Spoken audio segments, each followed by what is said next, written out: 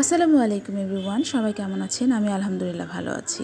এই রমজানে নিয়ে আসছি রমজান স্পেশাল একটা শরবত রেসিপি। এটা হচ্ছে বেলের রেসিপি। বেল দিয়ে আমি এখন একটা মিল্ক শেক বা জুস বা বেলের শরবত যেটাই বলেন না কেন তৈরি করে দেখাবো। খেতে অসাধারণ, অবশ্যই এটা একবার হলেও ট্রাই করবেন। এই রেসিপিটা বা শরবতটা আপনারা যদি তৈরি করে খান, শরীরের ক্লান্তি দূর হবে এবং পেটও পরিষ্কার হয়ে যাবে। যে গরম পড়েছে, অবশ্যই বেলের শরবতটা খাওয়ার চেষ্টা করবেন।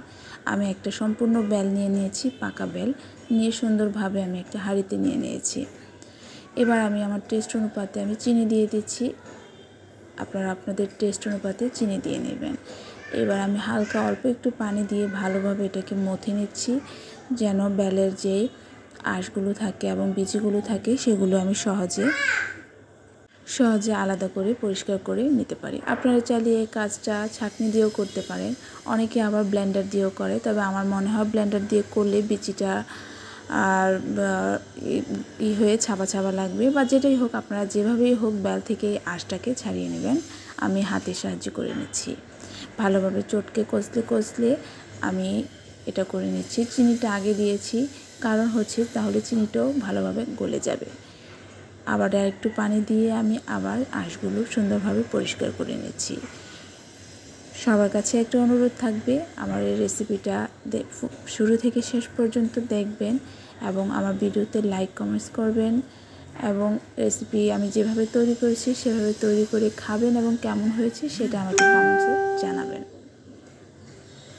আর যারা আমার পেজ থেকে দেখছেন তারা আমার পেজটাকে লাইক ফলো দেবেন, এবং আমার চ্যানেল থেকে যারা দেখছেন তারা আমার চ্যানেলটাকে সাবস্ক্রাইব করে দেবেন। আমি এভাবে চিপে চিপে সবগুলো আঁশ এবং বিচি ছাড়িয়ে নিচ্ছি।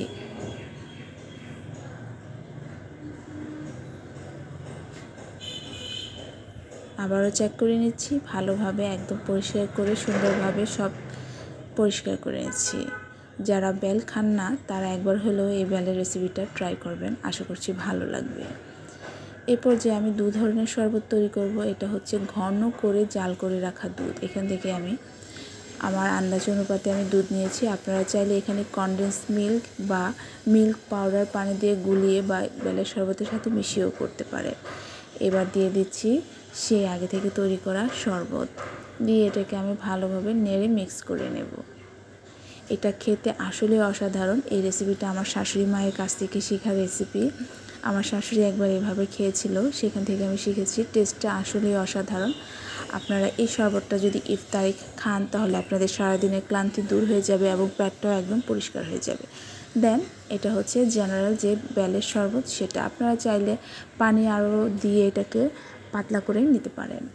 আপনাদের যার যার পছন্দ অনুপাতে স্ট্রাকচারে আপনারা রেখে এই বেলের শরবতটা খেতে পারেন। আমি 2 গ্লাসে নিয়ে দেখিয়ে দিচ্ছি, একবার হলেও ট্রাই করবেন। সবাই ভালো থাকবেন, আমার পাশেই থাকবেন, আমার সাথেই থাকবেন।